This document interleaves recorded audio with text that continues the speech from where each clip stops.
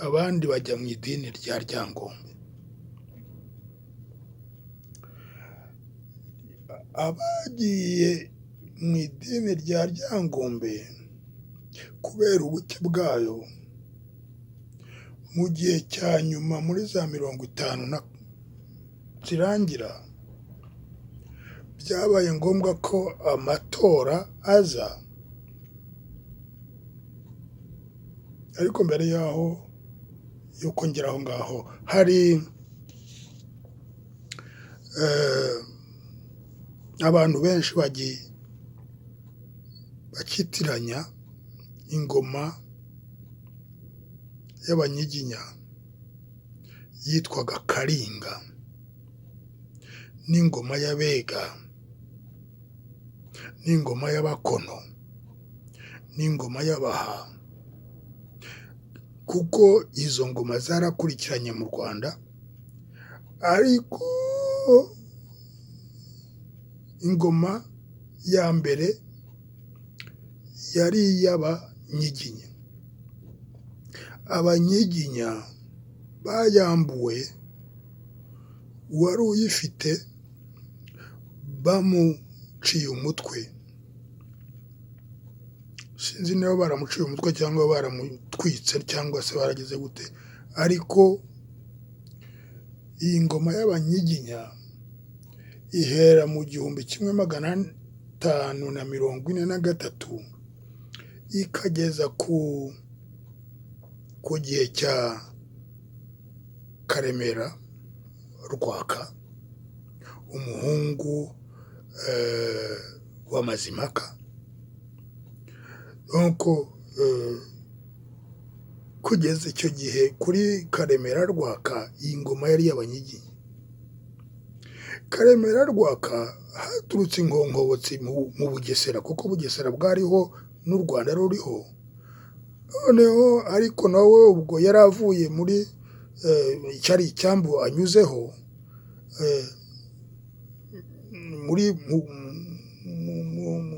mu Buha, araza ararwana yica Karemera, niwe wari ufite ubwami. Ibisigaye byose arabisiba. Yazanye n'abahungu be babiri, umuhungu we mukuru yitwa Ndabarasa, umuhungu we murumuna w'uwo nguwo wa Ndabarasa akitwa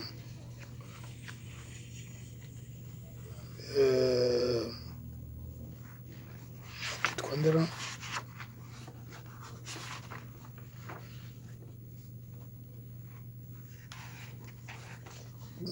Ndabarasa na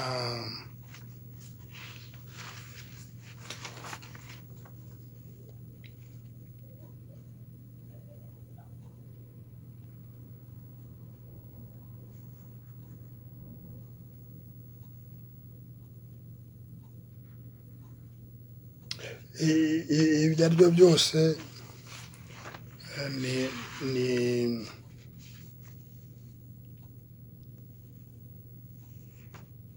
yaguye mu ntambara yabereye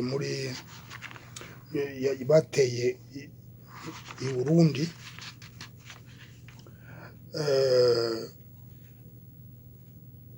yitwa Gihana.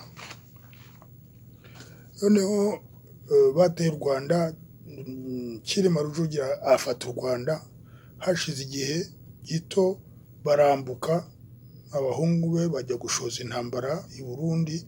Noneho muri 72, ni ukuvuga muri 1772, niko Vansina bivuga, Gihana baramwica. Ariko Gihana yari yarazanye na se, azana na mukuru we, bavuye hakurya iyo ngiyo banyuze mu Bugesera. Buri muntu muri abo yari yarafite umugore. Umugore wa Gihana yitwaga Nyiratunga. uyu Nyiratunga muraza kumubona mu mwaka w'1801, ariko mbibutse ko umugabo we Gihana yapfuye muri 1772. Noneho rero ingoma y'Abanyiginya irangiye bayimaze kwica umutwe, havuyemo byanze bikunze abahunze baragiye. 1780 kugeza na 70 kugeza 1801, iyo ngoma yakurikiye Abanyiginya niyo mvuga ko ari iy'Abaha, babumburiwe na Cyilima Rujugira.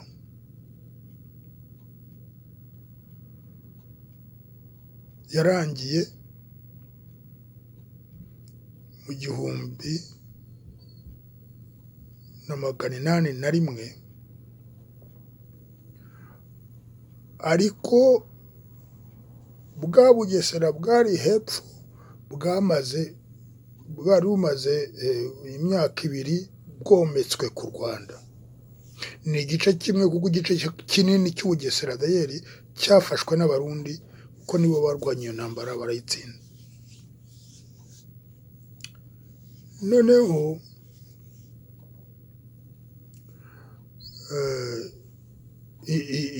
iyo ngoma y'Abaha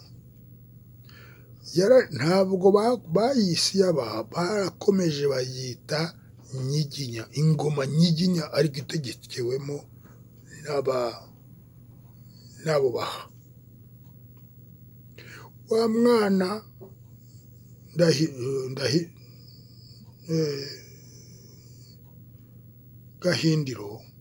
Gahindiro yimitswe umwami w'u Rwanda afite umwaka umwe mu 1801. Ni ukuvuga ngo yavutse mu 1800, kandi Bugesera yometswe ku Rwanda mu 1799. Ni ukuvuga ngo birashoboka ko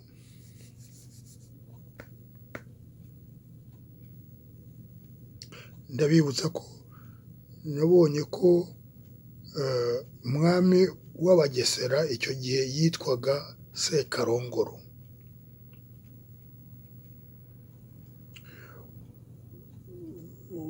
Bumeneshwa Abarundi babutera babusatura, Sekarongoro yaba yarahungiye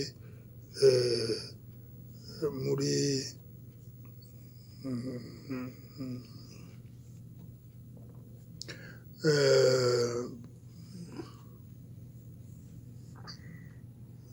ubwose ntihari muri Tanzania, ariko umugore we n'inda yari atwitse baje kuyibyarira mu Rwanda. Umwana wavutse n'uriya Yuhi Gahindiro.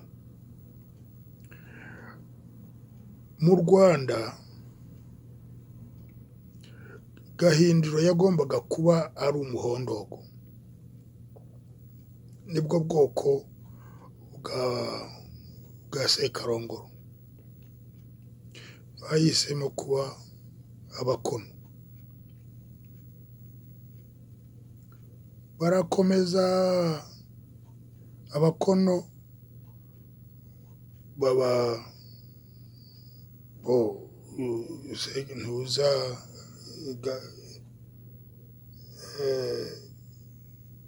Gahindiro yabyara Rwogera asimburwa na Rwabugiri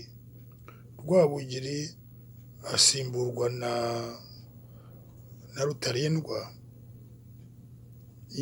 ingoma yabo irangirira ku Rucunshu. Ariko nubwo yari igizwe irimwo abakono, ingoma yitwaga iy'Abanyiginya.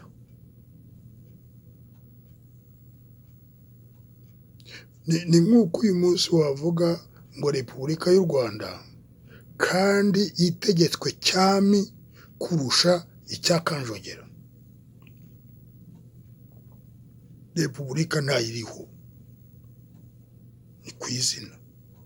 N'abandi niko bategekaga, abaha, abakono n'abega baje guhera kuri Musinga kugeza igihe Musinga asimburiwe n'umuhungu akajya kwigira ububatizo kugira ngo ave mu by'abashwezi ajye mu bya Kristo. Kugeza muri 1933, kuko aho ngaho niho yari atangiye kumenya ko agomba gutandukana na se umubyara mu mubiri.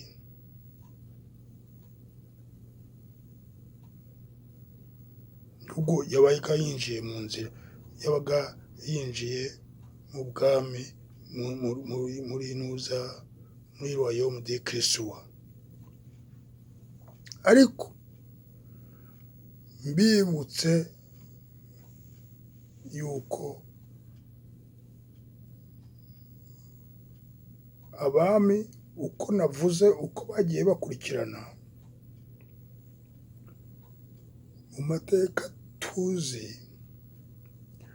hari umwami wa rubanda, niwe umwami wabayeho ari uwa rubanda, ni Umunyiginya. Abo ba rubanda abo bose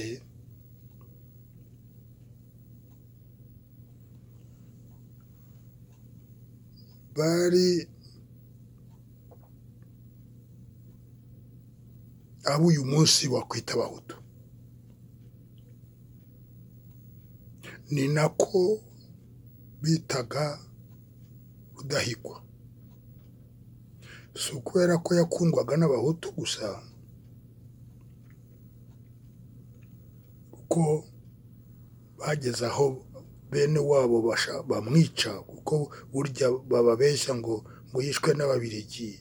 Yagiye kunywa ngo apfe, kuko yari yageze aho ubutegetsi bwabo budagishobora gukomeza, kuko nta mwana w'umuhungu yari yarabyaye, nta kintu yashoboraga gukora. Bavuga ati ugomba gupfa aho kugira ngo tubure ingoma. Ariko hari abakubwira bati no, bati bamwitaga umuhutu kubera ko nyina umubyara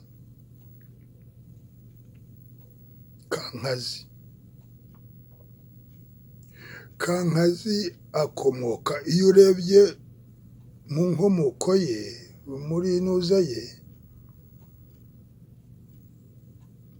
agera ku mwami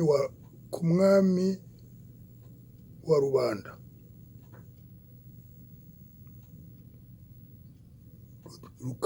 Rukaka.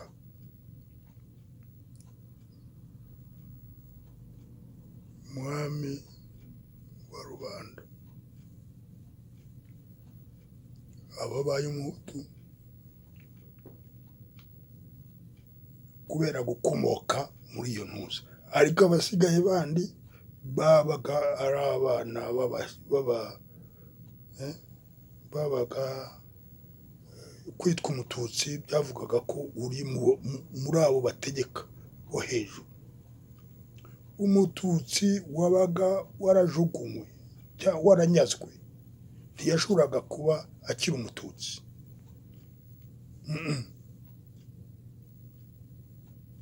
Umututsi, umuhutu, uwo bita umuhutu yagombaga kugira umuhaka. Guhaka niko kuba umututsi. Ubaye umututsi udafite uguhaka ntubaho. Uri umuhutu wande kuko nuko babagaho. Bariya bose wumva nubwo Mwemayire avuga ati twebwe ariko udafitanye ibanga n'ubutegetsi wakwita kuri umututsi koma ute? Kuko uko baje barirondaga, ukajya ahantu ukajya kunywa inzoga ari uko utuvuze ikivugo bagasanga uraturuka mu bantu bacu cyangwa se wakoze ibintu bihesha icyubahiro intuza yacu, donc wowe baguha inzoga wicara, ariko utayifite ntushobora no kugera aho ngaho. Kuyivuga nicyo byamaraga, nicyo byakoraga.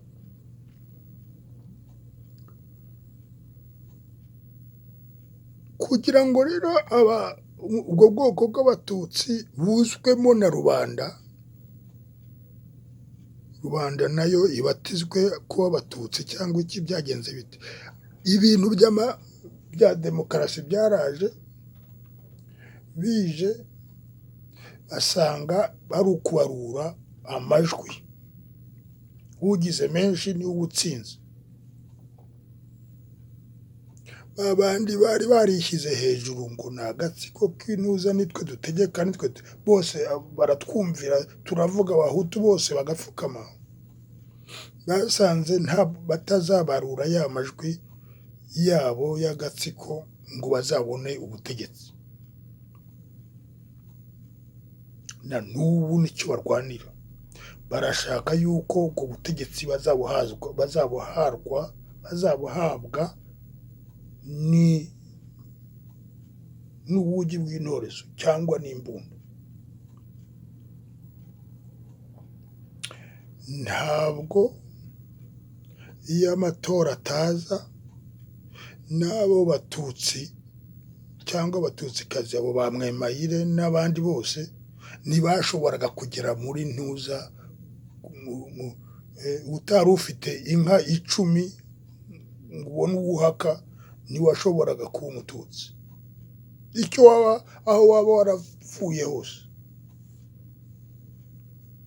Ariko haza amatora, bati tugomba kujya kureba n'abagaragu bacu n'abaki bose, nabo bose takitwa abatutsi kuko kugira ngo tubone amajwi. Nguko uko abantu baje kuba benshi, bashobora kugera no kuri 8 cyangwa 9 ku 10, cyangwa nushaka ujyeho 10 na bangahe. Ariko ni ikinyoma. Uvuze yuko bariya bo kwa ba Sekarongoro no kwa ba Nuza, nabo nureba neza uzasanga hari inkomoko yabo bahuje. Ariko Abanyarwanda bajya gushyiraho u Rwanda rutaraziraho Bugesera n'intuza, bashyiriyeho u Rwanda rwa bene rubanda. Rubanda niwe wabwiye intumwa ya Sekarongo ati umubwire uti ubu ni icya rubanda, ejo kizatwarwa na bene kibanda.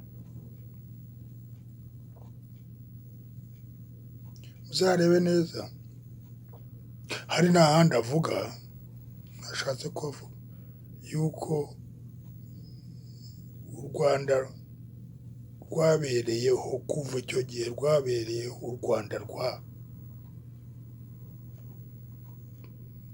rwa Nsoro. Nsoro ni Kibanda mu Bugesera.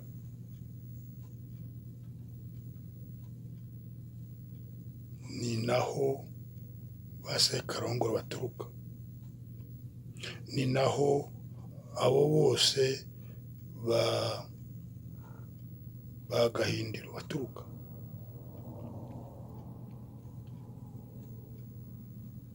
Muraza kumva iyi nkomoko, noneho ukajya kugira ngo twarabyize kwa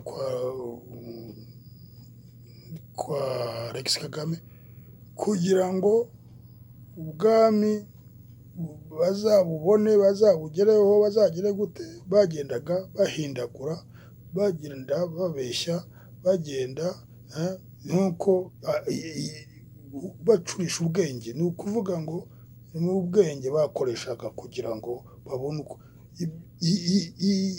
ikinyoma bakazakibyazamo ukuri. Mbete iyo urebye neza ibyo binyoma ukuntu babicurikanga bakabigira ntuza byiza, bakabivanamo intuza, niho usanga bwa bwenge bwabo n'ubwenge bwa shitani, kandi byarigaragaje. Ubu ngubu niba ugendera ku bwenge bwa shitani ntabwo uri mwene rubanda.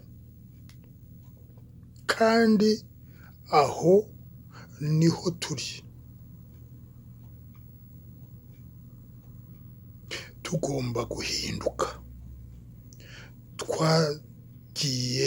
Twakurikiye Kibanda, none yatumarishije ibibando. Tugomba kumucika, tukagaruka, tugasubira ku Mana y'u Rwanda, Imana yacu. Kristo umwami niwe washyizeho. Muzarebe ijambo ry'umwami Rudahigwa Charles. Ijambo yavuze ni ijambo inspiré, atura u Rwanda Kristo umwami. Arivugira ati niwe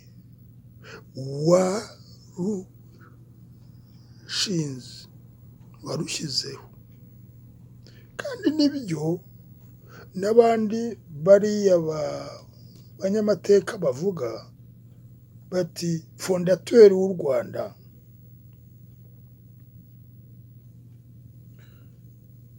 Francina niwe werekana ko ari Nord na Sud yomekanye. Iyo ngiye mu gitabo cy'Imana nsanga ya Nord na Sud yagombaga kongera guterana, igateranira ahatari hahandi muri Yudaya, igaterana, igategekwa n'igihugu n'umutwaro umwe n'umwami umwe. Ntabwo batubwiye muri Bibure hariya aho hantu hariho, ariko batubwiye ko atari hahandi hambere. Aya mateka yacu aratubwira ati kuba wa musaraba niho twatorewe kuba igihugu cyacu cyagiriwe kuri wa musaraba. None se wava igihugu cyacu cyaba cyaratowe n'Imana ku musaraba ugakurikira Ryangombe? Ni kimwe. Waba uvuze ngo wirukanye ba bandi ba mbere ngo natwe twirukane? Ahubwo nimwirukane amashitani, mukurikira Imana, niyo nzira y'agakiza. Kandi ndabararikira, mwaba muri madina ya hehe, Yezu Kristo arabonekera u Rwanda muri Valentine Nyiramukiza. Bikira Mariya arabonekera u Rwanda, Abanyarwanda muri Valentine Nyiramukiza. Mukurikire amabonekero, mukurikire ubutumwa butangwa. Nuvuga ngo bariya ni abakatolika ni abakinuke. Yezu na Bikira Mariya nabo ubwabo barivugira bati ntabwo tureba, nta dini twashyizeho. Yezu nta dini izina yahaye idini ryashyizeho, ariko ibyo yakoze, ibyo yavuze ni ukuri.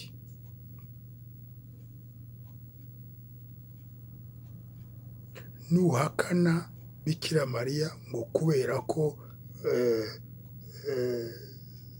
utamubona muri ntuza, ibyo ni akazi kawe, ariko niwe waduhayerewe ku musaraba kuba kutubyara. Mugire Pasika nziza mwese. Niho umukiza wacu atuvukira, abyarwa n'umwari Mariya.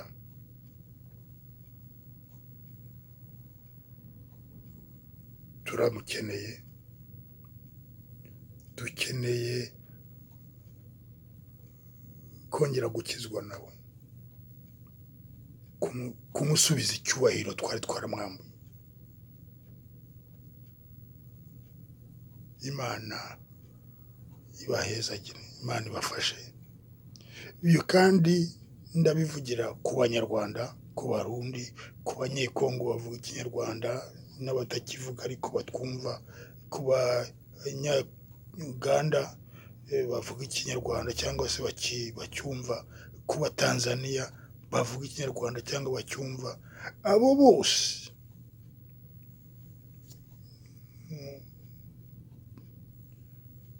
turi abana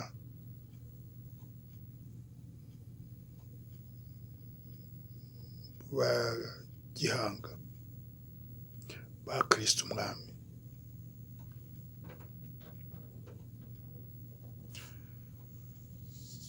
Imana ibafashe.